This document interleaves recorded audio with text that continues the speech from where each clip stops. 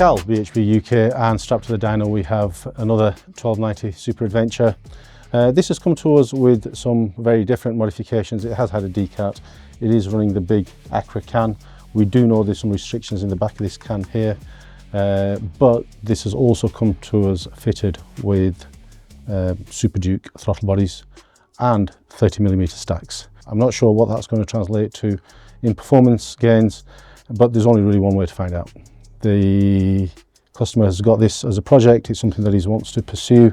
These kind of projects sometimes work and sometimes they don't, but we're going to put it on the dyno. We're going to see what differences those modifications have actually made and do what we always do and write a map to make the bike fuel and run the best that we possibly can.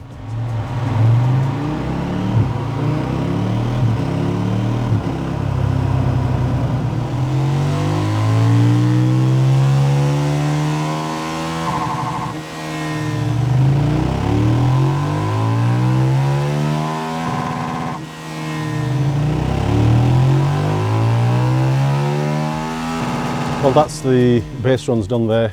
We've logged a huge amount of data, obviously through the dyno and also with the OBD logging equipment.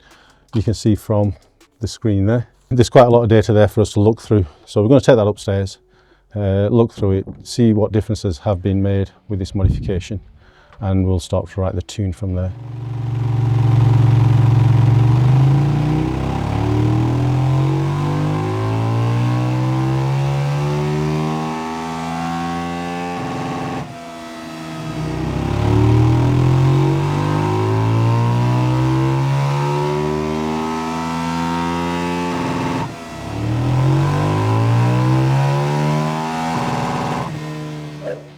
So the KTM Super Adventure with the modified stacks and throttle bodies. As per usual, the biggest gains are always made at low RPM and low throttle openings. You can see here at 25%, there's a massive transformation in what we've been able to achieve with this bike. That should be very tangible when you're riding the bike on the road. At 50%, we've achieved quite a decent amount of smoothing again. You can see from the fueling line that we've dropped to the datum line, giving you 13.2 air to a fuel ratio. At 75%, again, we've had to add a bit of fuel, and you can see that we've been able to eliminate that flat spot that you get, the big concave shape that you get between 4.5 and 6,500 RPM. At 100%, we went up from 150 brake horsepower to 154. So again, a fairly decent increase. So just to really compare what difference those stacks have made to the bike, we're always intrigued by these kind of modifications.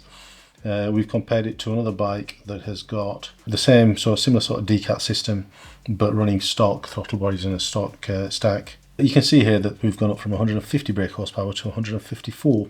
The stock bike managed to get 150 brake horsepower, which is about what we tend to get. However, to get that small gain at the top end, we have had to sacrifice quite a lot below 7,500 RPM. You can see that the bike with the stock throttle bodies and velocity stacks makes more power up to about 7,500 RPM.